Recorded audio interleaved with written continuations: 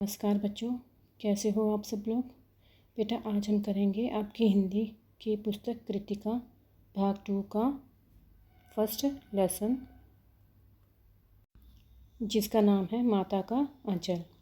बेटा इस लेसन में हम गांव की संस्कृति के बारे में जानेंगे, उनके लोकगीतों के बारे में जानेंगे और ये भी जानेंगे कि जो बच्चा जो होता है वो अपने पिता से चाहे जितना मर्जी प्यार कर ले, लेकिन जब मुसीबत आती है तो वो माँ के आंचल में ही अपने आप को सुरक्षित महसूस करता है।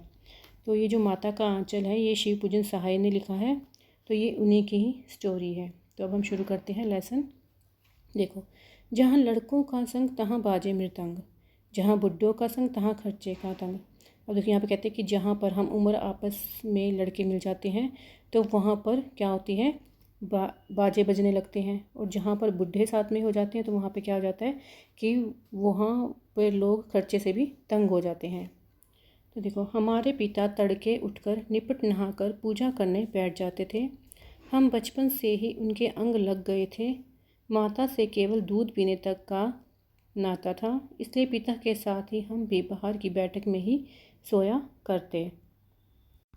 अब देखो बेटा, यहाँ पे जो लेखक है वो कहता है कि जो उनके पिता थे वो सुबह ही उठकर नहा धोकर पूजा करने के लिए बैठ जाते थे। तो जो लेखक है वो भी बचपन से ही अपने पिता के साथ क्या थे, साथ में ही रहते थे। अपनी माता के पास तो केवल किस लिए जाते थे, जब उनको भूख लगती थी, जब उनको दूध पीना होता था। इसलिए पिता के साथ ही हम भी बाहर की बैठक में ही सोया करते। वह अपने साथ ही हमें भी उठाते और साथ ही नहला धुलाकर पूजा पर बैठा लेते।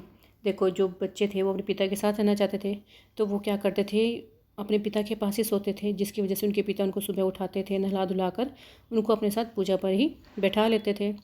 हम बभूत का तिलक लगा देने के लिए उनको दिख करने लगते थे। कुछ हंसकर, कुछ झुंझुलाकर और कुछ डांट कर वह हमारे चौड़े लीलार में त्रिपुंड कर देते थे। हमारे लीलार में भभूत खूब घुलती थी, सिर में लंबी लंबी जटाएं थी। भभूत रमाने से हम खासे बम बोला बन जाते थे। अब देखो, जो लेखक बोल रहा है कि उसके जो पिता थे उसको सुबह उठाते थे, उसे नहला धुलाकर पूजा पर बैठाते थे, और उसकी जो लीलार होती है यानी उसका जो मस्तक होता है, ललाट होता है, उस पर क्या करते थे, तिलक लगा देते थे। यहाँ पे लिखा है ना त्रिपुंड, यानी उसके माथे पर एक मतलब अर्धचंद्राकार की रेखाएं खींच देनी। तो वो जो तिलक लगाते थे उनके माथे पर बहुत ही ज़्यादा क्या लगता था, अच्छा लगता था। और उनके सिर पर जो लंबी लंबी जटाएँ थी, तो उसको देखकर ऐसा लगता था जैसे कि जो लेखक हैं वो भगवान शंकर की तरह लग रही हैं। तो कवि कहता है कि उन्हें ऐसा लगता था कि जैसे वो बम बन जाते थे, बन गए हैं। अगर देखो, पिताजी हमें बड़े प्यार से भोलानाथ कहकर पुकारा करते, पर असल में हमारा नाम तारकेश्वर नाथ। हम भी उनको बापूजी कहकर पुकारा करते और माता को मैया। और देखो, यहाँ पे जो लेखक हैं वो बता रहे हैं कि उनके जो पिता थे उनको वो भोलानाथ कहकर पुकारते थे, लेकिन असली में उनका नाम क्या था, तारकेश्वर नाथ था। और वो जो लेखक थे वो अपने पिता को बापूजी कहते थे और उनकी जो माता थी उनको वो मैया कहकर बुलाते थे। जब बाबूजी रामायण का पाठ करते तब हम उनकी बगल में बैठे बैठे आईने में अपना मुंह निहारा करते। जब वह हमारी ओर देखते तब हम कुछ लजाकर और मुस्कुराकर आईना नीचे रख देते, वह भी मुस्कुरा पड़ते।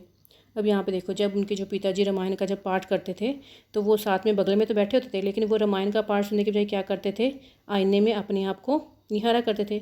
और जब उनके पिता उनको देखते थे तो वे मुस्कुरा पड़ते थे और आईने को नीचे रख देते थे।